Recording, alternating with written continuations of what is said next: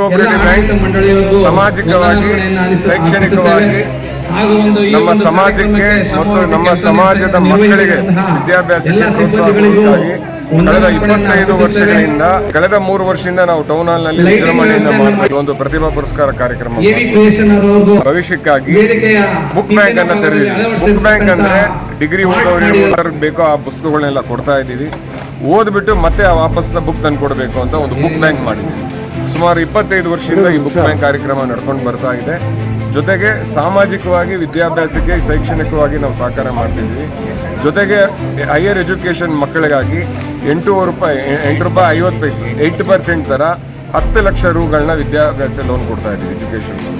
ಈ ರೀತಿ ಸುಮಾರು ನಮ್ಮ ನೇಕಾರಿಕೆ ಬದುಕು ಕಟ್ಕೊಡೋದಕ್ಕೆ 3% ಲೋನು, 1% ಲೋನು, 0 ಇಂಟ್ರೆಸ್ಟ್ ಲೋನ್ ಕೊಡ್ತಾ ಇದ್ದೀವಿ. ಇದೆಲ್ಲವ ನಾವು ಮಾಡ್ತಾ ಇರೋದು ನಮ್ಮ ಸಮಾಜ ಮುಂದೆ ಬರಬೇಕು ಅನ್ನೋ ಒಂದು ಉದ್ದೇಶದಿಂದ. ಜೊತೆಗೆ ನಮ್ಮಲ್ಲಿರುವಂಥ ಯಾರು ಸದಸ್ಯರಿರ್ಬೋದು, ಪ್ರತಿಯೊಬ್ಬರು ಸಹಕಾರದಿಂದ ಸುಮಾರು ಇವತ್ತು 400 ಕೋಟಿ ವ್ಯವಹಾರ ನಡೀತಾ ಇದೆ ನಮ್ಮ ಬ್ಯಾಂಕಿಂದ. ಇನ್ನೂ ಹೆಚ್ಚಿನವಾಗಿ ಜನ ಬಂದು ನಮಗೆ ಸಹಕಾರ ಕೊಡಬೇಕು. ಎಷ್ಟು ಮಕ್ಕಳಿಗೆ ಕೊಟ್ಟಿದ್ದೀರಾ ಸರ್? ಎಷ್ಟು 5,000ವರೆಗೂ ಕೊಟ್ಟಿದ್ದೀವಿ.